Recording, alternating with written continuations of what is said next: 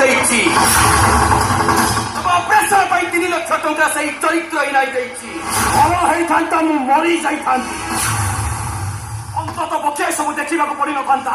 ଆଉ ତା ଗର୍ଭରେ ଥିବା ସନ୍ତାନ ଆପଣଙ୍କର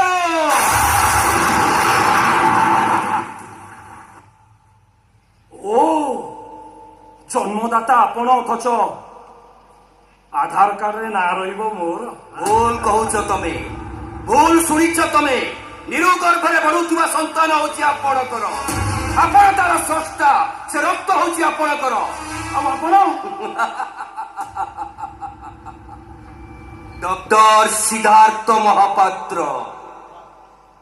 କୌଣସି ନାରୀ ସହିତ ଦୈହିକ ସମ୍ପର୍କ ରଖି ତାକୁ ମାତୃତ୍ୱ ଦେବାକୁ ଅସମର୍ଥ ଗୋଟାଏ ଅଣପୁରୁଷ।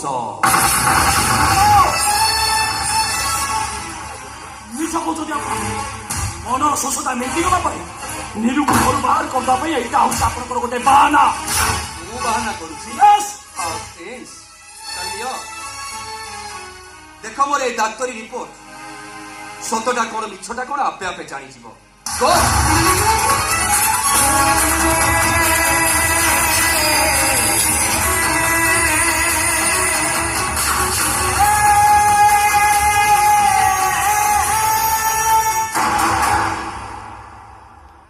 ଏଥର କୁହ, ନିରୁ ଚରିତ୍ରହୀନା ନା ବେଶ୍ୟା? ତାମାନେ ମୁଁ ନିରୁ ଏବେ ବି ମୋ ବାଲକୁନିର ଅନ୍ଧାର ଭିତରୁ ଜଣଙ୍କର କାନ୍ଦ ଶୁଭେ।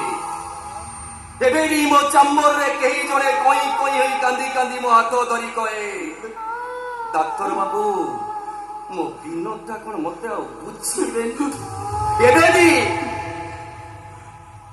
ବି ନାରୀ ରଙ୍ଗର ଶାଢୀ ପିନ୍ଧି କହେ, ଏ ନାଲି ରଙ୍ଗ ମୋ ବିନୋଦଟାକୁ ଖୁବ୍ ପସନ୍ଦ।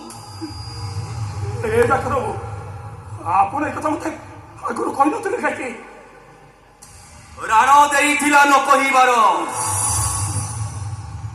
ଆଉ ଆଜି ଏଥିପାଇଁ କହିଦେଲି ଯେ ବିଛେଇଟା ମରିଯିବ। ନାଇଁ ଡାକ୍ତର ବାବୁ, ନାଇଁ। ବାବୁଙ୍କ ହାତ ଯୋଡ଼ି ଅନୁରୋଧ କରୁଛି, ଦୟାକରି ଆପଣ ଏତେ ବଡ଼ କଥା କୁହନ୍ତୁନି।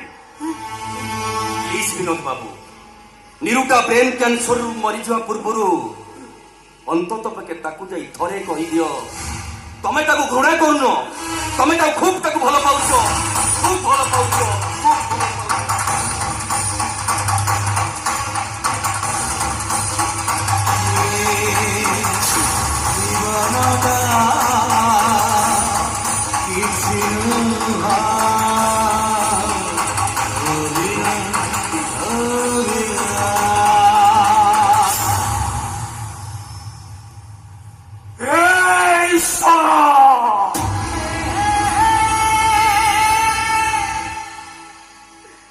ପରୀକ୍ଷା ନବାକୁ କର।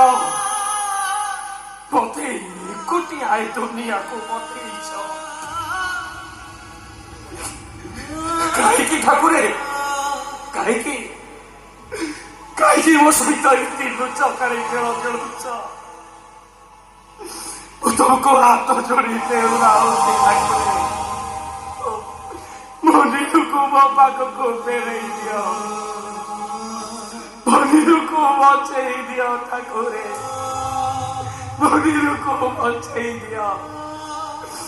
ଏ ନିରୁ, ମୁଁ ତମକୁ ବହୁତ ଭଲ ପାଏ। I love you! I love you! I love you!